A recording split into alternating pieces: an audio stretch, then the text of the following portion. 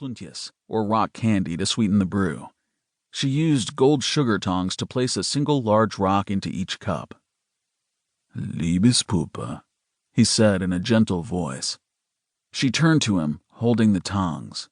The room grew silent except for the whisper of HEPA-processed air filtering into the bunker from discreetly concealed vents.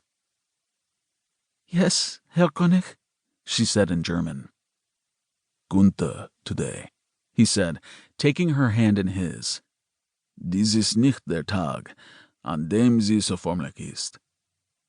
She looked at him. Gunther, I want to ask about your father again, about where he stored the information, he said, his light blue eyes on her face. But first the tea. We mustn't forget that it is steeping. Muncie nodded, finally withdrew her hand, and set down the tongs in her other hand. She turned back to the range, picked up the kettle again, and filled the rose-patterned teapot to the top with steaming water. Finally, she poured the tea over the sugar rocks through a strainer. First his cup, then hers. König watched as she set down the pot and spooned a dash of sweet cream into each cup. It was his strict instruction that the cream sit out until it was room temperature. He did not like it chilled right out of the refrigerator, since that would too quickly cool the tea and ruin its complicated blend of flavors.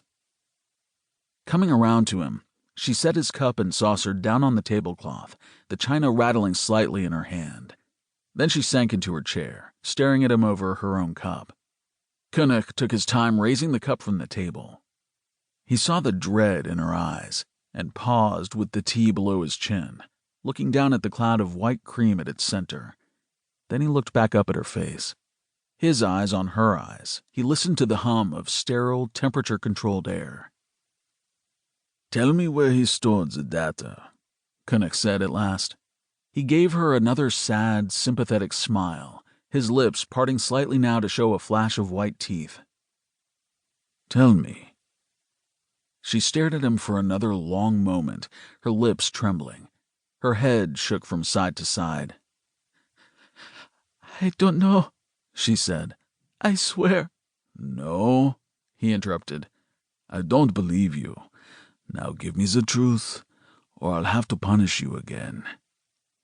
Muncie blinked twice, her eyes moist and bright. A moment later she began to cry, then sob heavily. He saw a blue-black discoloration on one of her pale white cheeks where the tears had washed away the red rouge. Stop, he said. He did not want to see the bruising and swelling under her makeup. Stop it! But she did not stop. She kept crying, her chest and shoulders heaving as she pulled in short, moist breaths between convulsive sobs. A cold ball of anger filled König's chest. He slammed his teacup down onto the saucer and lunged forward over the table, shooting out his right hand to grab her wrist. The cup overturned with a rattle, and the saucer broke into 2 large pieces, his tea spilling onto the tablecloth to stain it a dark brown. He heard the liquid dripping from the table onto the floor, the sound mingling with her uncontrollable sobs to mar the room's silence. You have ruined the tea, he said, reaching out and twisting her lips with his fingers. Ruined everything with your lies. You know what that means. Pain and terror leaped into her eyes. He twisted her lips again, and she cringed with a muffled whimper.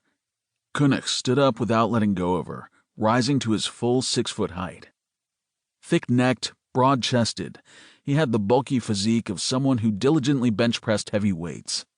He took 2 wide sliding steps around the table, his hand still clamped around her wrist. Then he moved behind her chair, using his muscular body to prevent it from crashing backward to the floor as he effortlessly lifted her to her feet. He felt her warm tears flowing over his hand, felt her suck in breath after breath between his lipstick-smeared knuckles. Ruined, he thought. The tea ceremony, his entire evening, ruined and broken. And still no information. But he would not leave it at that. He could not. He leaned forward so his mouth pressed against her ear, looming over her, bending her arm behind her waist. You will tell me where to find the information, he said, sooner or later.